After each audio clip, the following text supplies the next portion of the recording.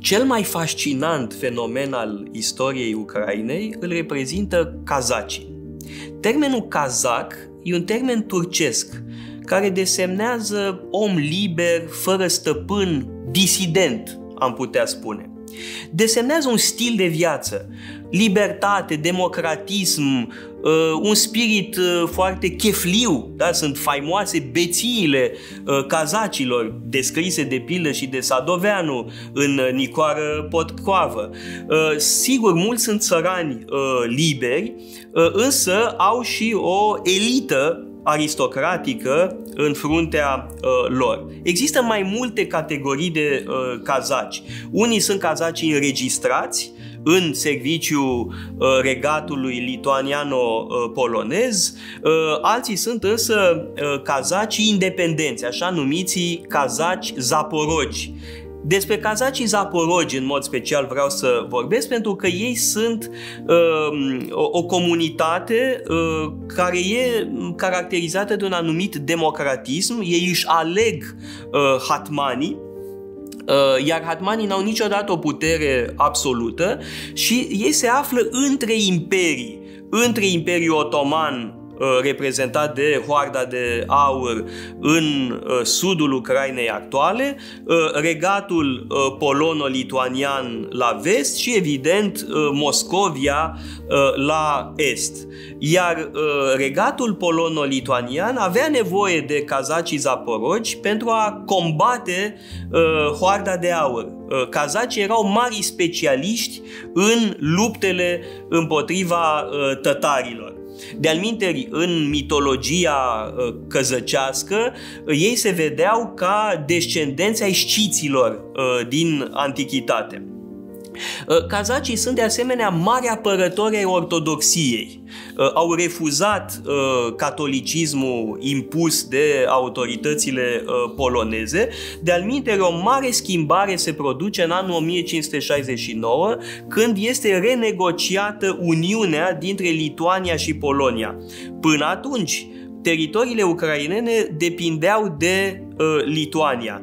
După 1569 au depins de regatul polonez, care a avut o politică mult mai agresivă de catolicizare, care va duce în 1596 la unirea de la Brest.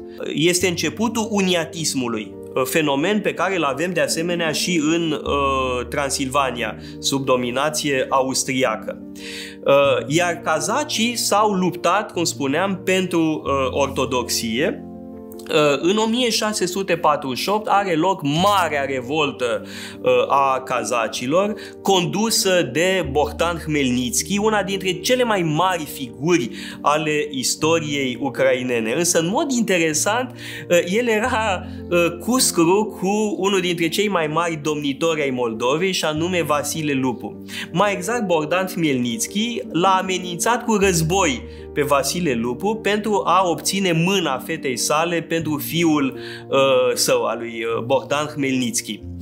De-al minteri, putem spune că secolele 16-17 sunt epoca de aur a relațiilor dintre România actuală și Ucraina actuală. Evident, relații foarte strânse între Moldova, în special voivodatul Moldovei, și actuala Ucraina. De pildă, prințul Dimitri Vâșnevețchi a încercat să devină domn al Moldovei. N-a reușit, a fost prins de turci, torturat, executat. Apoi, mai târziu, domnitorul George Duca a reușit să controleze o mare parte din teritoriile ucrainene, să fie chiar hatman al ucrainenilor. Evident, Ivan Mazepa, la începutul secolului XVIII, trebuie amintit pentru că este îngropat la Galați. El a murit la Tighina, s-a revoltat împotriva țarului, împotriva lui Petru cel Mare, a trecut de partea regelui Suediei în războiul dintre Suedia și Rusia și a murit, cum spuneam, la Tighina, a fost înmormântat la Galați, iar un întreg cartier din Galați îi poartă numele.